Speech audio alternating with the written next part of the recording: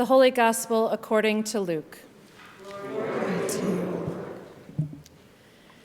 Now all the tax collectors and sinners were coming near to listen to Jesus.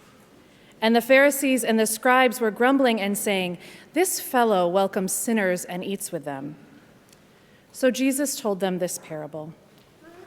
There was a man who had 2 sons.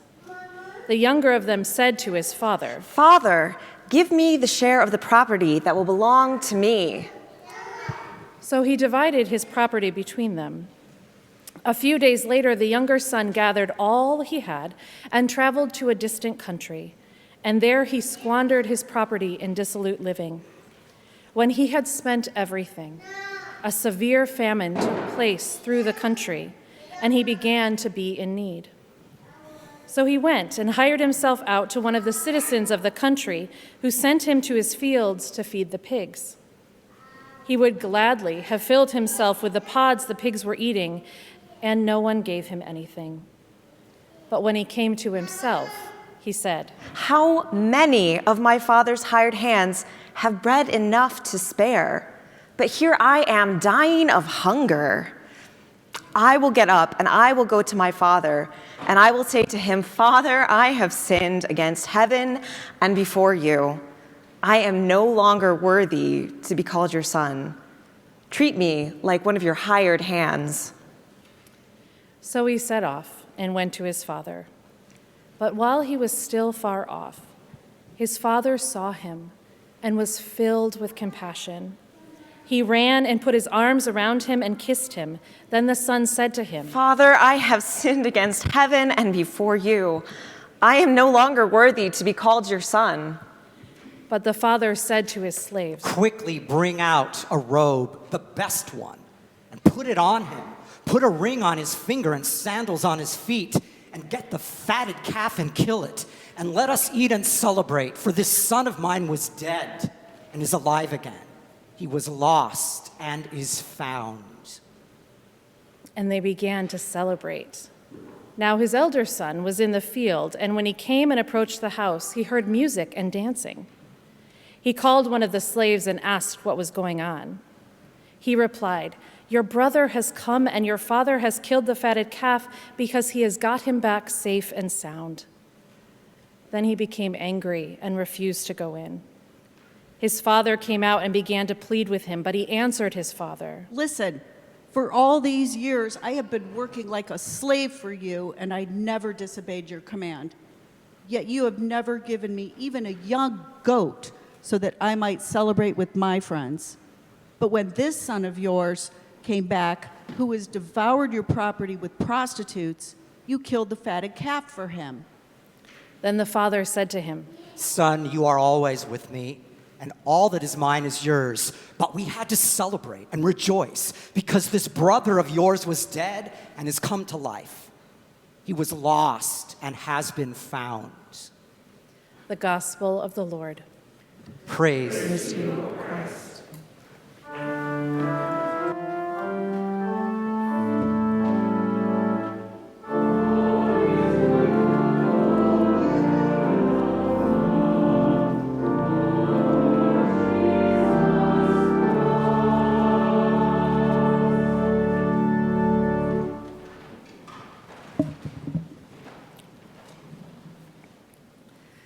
Last week, we heard a parable with 3 characters: a vineyard owner, a gardener, and his fig tree. It was supposed to surprise us, to wake us up, to cause us to scratch our heads and ask, is this what Jesus was really trying to say? This morning is no different, but perhaps a little harder, because today we confront one of the most well-known and beloved parables found in our Holy Scriptures, the parable of the prodigal son. It's a parable of grace, a parable of forgiveness, a parable of joy. It's a parable of homecoming, where fathers hike up their robes and run down the block in order to wrap their arms around their children. We've seen it in pictures. Most of us have heard it or even taught it as a Sunday school lesson, which I must tell you makes this quite a parable to preach. I have heard more than a few sermons on it, and some preachers get caught up in trying to present this parable as something that's bright and shiny and new because many of us know it so well. It has been preached from every angle, from the older brother's perspective, from the younger brothers, from the father, from the other hired hands. One writer even suggested preaching it from the perspective of the fatted calf. And I really have no idea where that would go.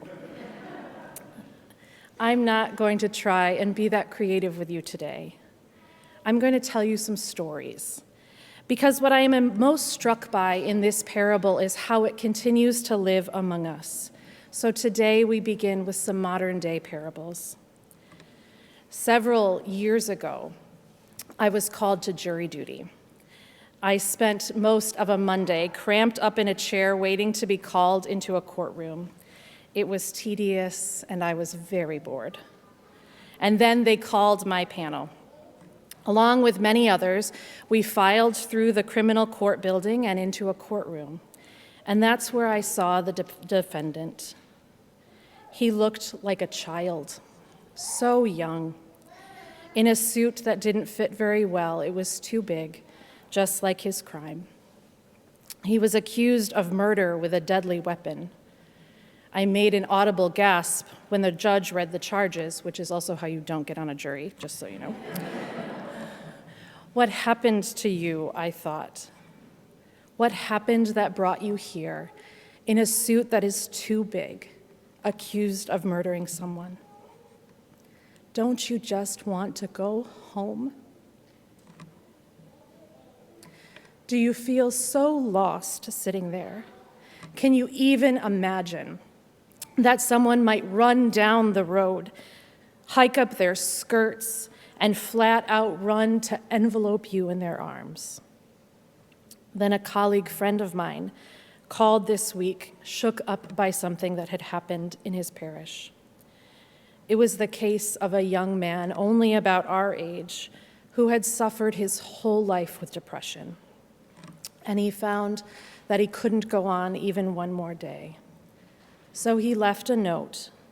But it was not just a note, it was a handwritten note stuck on his door to make sure that the hospital would know he had a do not resuscitate order.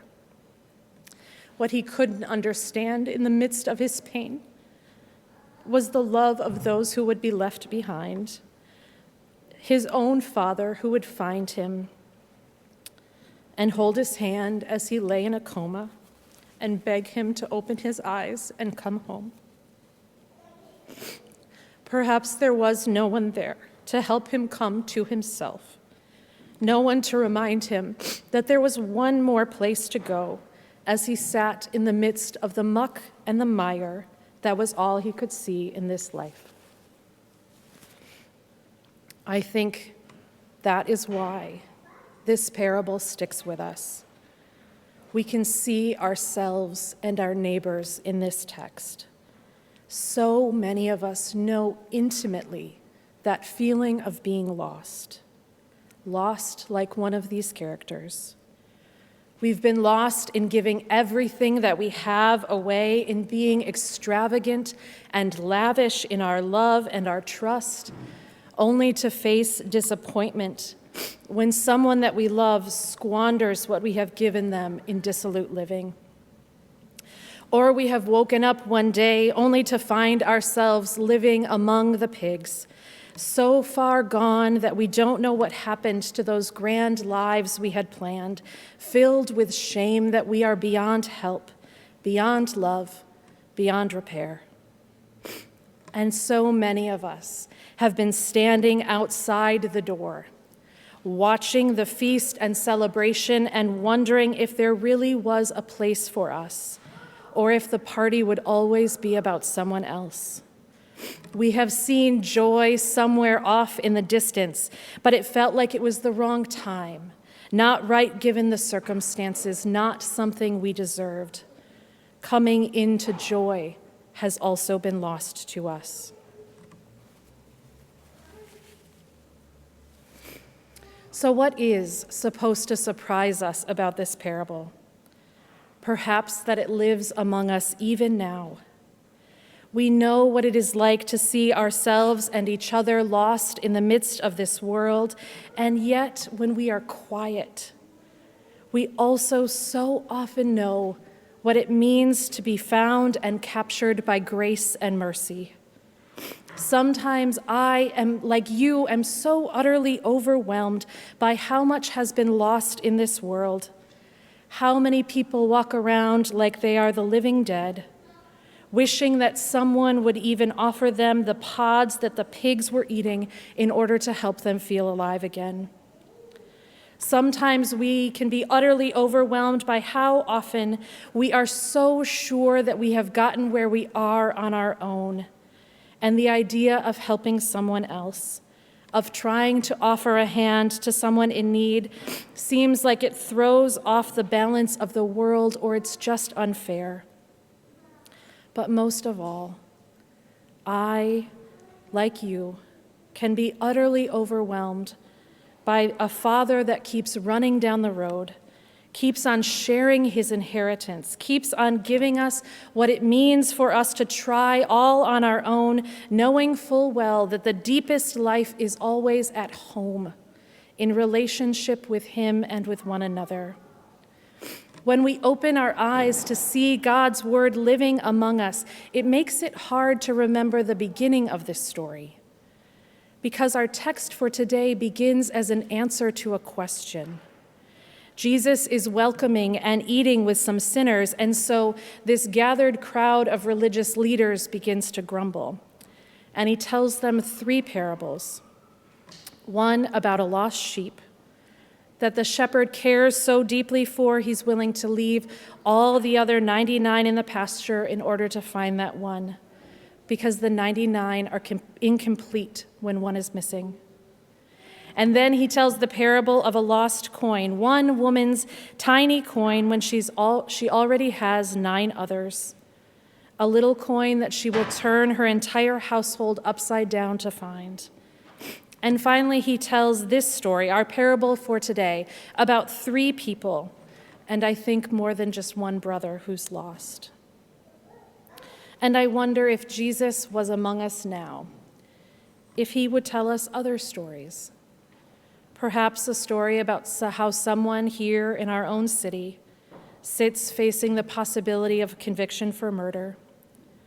Or perhaps the story of someone somewhere leaning over the bed of their son, wishing that he had one more chance to come home again.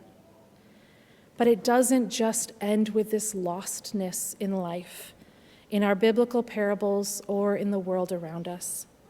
Because each one of these stories ends with celebration, a shepherd who rejoices when he finds his sheep, a woman who throws a party for all her neighbors when she shakes out the couch cushions and finds her coin, a father who kills the fatted calf and invites his hired hands and friends to celebrate because life has again come out of death. What was lost has been found. We don't know how this story ends. The best parables never tell us. We don't know if the older brother sits outside with a scowl on his face and envy in his heart. We don't know if the younger son becomes a different man because he has been wrapped in this lavish kind of love. I don't know what will happen to people who are on trial or a family who has lost a son. I don't know if they will be surprised that even where there is grief, even where there is shame, there's also the possibility to know laughter again. But I do know that our God is a God who searches diligently for us, who will find us no matter how far away we have gone, who will find us when we believe that we are dead in order that we might have life. And we know that our God keeps throwing parties, keeps on running down that road even when we are far off, keeps on inviting us to the table because there is always room. There is always a place. There is always abundant grace and mercy to be shared.